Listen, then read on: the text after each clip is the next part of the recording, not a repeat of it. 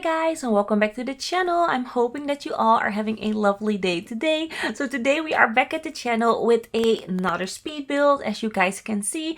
And this time we are building or furnishing, no, we're building, Mona. We are building on the final lot of the Let's Build Oasis Spring series. I know, it's so excited. We are actually at the end of a series. I finally finished something in my life and I'm feeling so happy about it. So yes guys, this is the final lot. The world is finished. I actually have been editing the world all of yesterday. So yesterday was Sunday. I have been placing all of the houses in a new world save because the world save that all the houses were in, I actually had played in a bit. I know, it's bad. So yeah, I needed to start a new save, add in all the houses that I built, and then I went through all the houses that I've made for this series and I added in some stuff to update the houses because, as you guys know, I started this series 2 years ago. And 2 years ago, we didn't have glass roofs, we didn't have laundry, which is like really important to have in a household, or it's not realistic. So I have gone through all the houses, and where I thought that we needed laundry or a laundry room, I added it in. So now all the houses are up to date with the packs that we have. I didn't change furnishing or anything like that. I didn't do that. So I did not update any counters or wardrobes or beds. That's nothing that I did. But I did update the laundry section and some roofing that had like glass dance floors. I changed out for a normal roof with a glass, roof on top. Just a few. So I did update some of the houses to, function normal with the packs that we have right now, because I had a few really nice looking mansions in this world and they all didn't have any laundry. And even in one house or one mansion that I made a fake laundry room, so it felt so wrong not having a actual laundry room in there, and that's what sparked the idea to add in laundry where I could in every house that I had. So some of the apartment I added in laundries. The first apartment building that I did, the single mom's house, I added in laundry with a washing line outside. It just felt really fitting. And I also tweaked some of the builds where there were like little mistakes that I didn't really saw when I was building, those houses back then. So, a few walls that weren't painted and such. And I just tried to perfect every house in the save. So that is what I did the entire day yesterday. That was Sunday. And I think the save is ready. I still need to populate a few houses. I'm not gonna fully populate everything. There was a old person's couple that someone suggested that I should use from them, so I am gonna add that in. I think that was Rodney Hall, so I'm gonna add in a couple that he made, and I'm gonna go through the gallery, see if someone submitted anything. I mean, maybe, who knows. And yeah, I'm just gonna try to finish it all off. So the next video that you guys are gonna see for this series is gonna be a world tour. I'm so excited to do it. I don't know where to start. I don't know how to start, but it's gonna be a lot of fun. So yeah, keep your eyes out for that video coming up really soon. So for this build that I'm building right now, this is the final one. As I said, it's such a tiny lot, and I knew I wanted to go for a one-story build, something with only 1 bedroom, 1 bathroom, a very tiny, something that a couple would really enjoy using. So this is a couple's home for your Sims. You can see it as a starter house, although it's not really a starter because it's freaking expensive. It's like 60,000 simoleons or somewhere up there. So it's not a starter home for the normal people, but for me this is a starter. This is something that I would start out with my sim. I would live here with one of my sims, and then I would meet someone, and then he would move in together with me. So I like playing with fully furnished houses. I don't like starting with starter homes because my eyes can't handle it, and I'm just really spoiled, and I just don't like it. I mean, why go with less when I can have it all and just cheat in a bunch of money, you know, to start my sim out with? That's how I play. Of course, not everyone plays like me. The most people start out with normal starters and, you know, work their way up to owning a house like this, you know, in a few sim weeks or something. But yeah, anyways, so yeah, this is a starter in my perspective. So for the furnishing, the interior design, I'm going with a kind of a black, gray, and white kind of setup. Definitely inspired by my Color Me Gray build that I've done a few weeks ago. I will link that video here up in the screen. That house was actually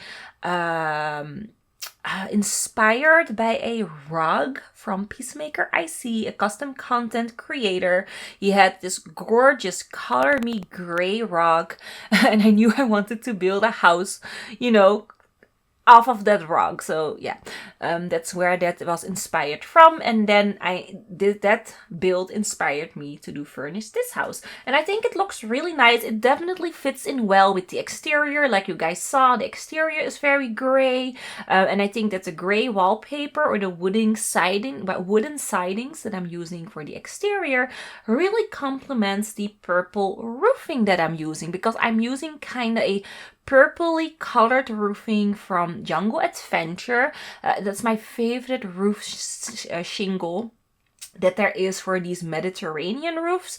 I mean, the base game one is also kind of nice looking, but if I had to choose between the base game one and the Jungle Adventure one, of course I'm gonna go for the Jungle Adventure. And I actually made the house all the way down the street. There is a traditional house next to the old folks home.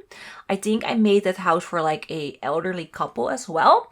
I also changed those roofings for the Jungle Adventure one, just so that everything in the street was very cohesive. So, you know, everyone was using the same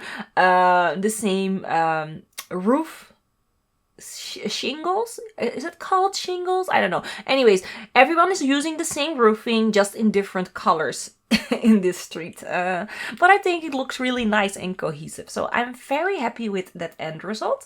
So as you guys can see, the master bedroom is really spacious. I could have made this a 2-bedroom, 1-bath situation if I wanted to, but I didn't want to. And I just love it. I love the little pop of yellow. You guys know yellow is my favorite accent color to use in the Sims game, either yellow, blues, or sometimes oranges or red, but yellow is usually my default color, and after that blue. I just love those colors in the game for accent colors, and I thought it looked very nicely and very sophisticated for the master bedroom that I'm creating. So here we are making the kitchen. A very spacious looking kitchen. It has an L shape, as you guys can see. I'm using the backyard stuff. Is it backyard stuff? No, I think it's another pack. So the down counters are from the pack where the hot tub came from. I forgot the name. But that's right, that's from. And then the upper kitchen counters are from the kitchen pack.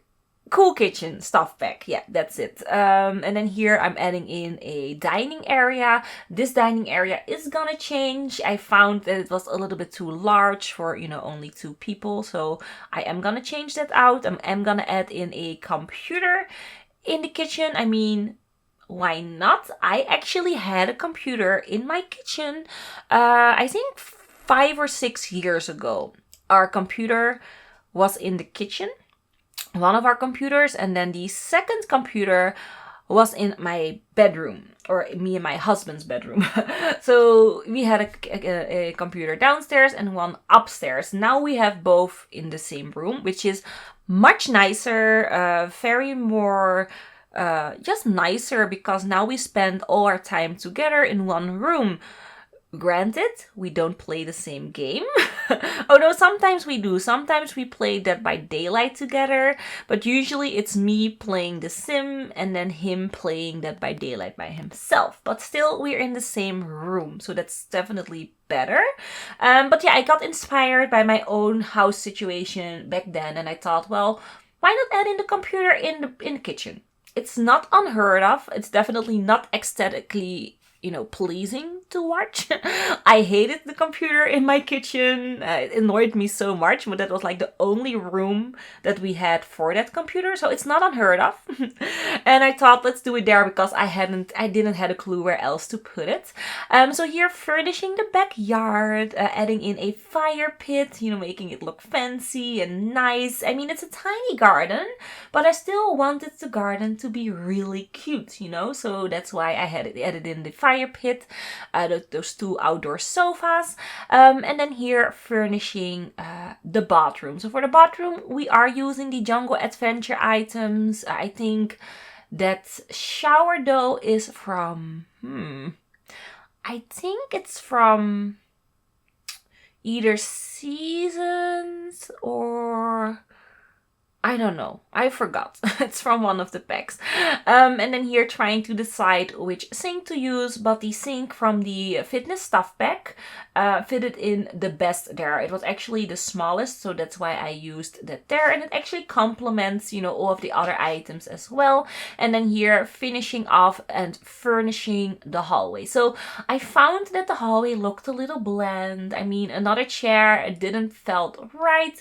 Also, that side table didn't look as nice as I, envisioned it. So I decided to add in, 2 of those IKEA looking shelves there in the, how you call it, in the wall, hanging on the wall. I think that looks really nice. And then adding in some stuff there. And if you guys didn't see it, I also added in a pet bed there in the corner, and that is for a dog. Usually I make all my houses cat friendly because I'm biased towards cats. I mean, I have 4 cats right now. So, and 1 dog. I also have a dog, but it's a tiny dog, so it can use all the tiny cat stuff if he wants to. But I never really furnished the houses for a dog per se, so I thought, let's go for a dog. Let's say that the people who are living here have a dog, and that's why I added in that large pet bed there in the corner. But if you like cats better, you can just change it out, add in the tiny one, and then add in a scratching pole, and then you're done. Anyways, we're at the end of the video, you guys. I'm hoping that you guys liked this little voiceover and the speed build. If you did, don't forget oh my gosh, place your likes, of course, if you liked it. And if this is the first video that you are seeing from me and you are liking what you're seeing, don't forget to subscribe and hit the notification bell so that you would never ever miss a video of mine. So I'm hoping that you all are having a lovely day wherever you are, and hopefully I will see you all in the next one. Bye bye!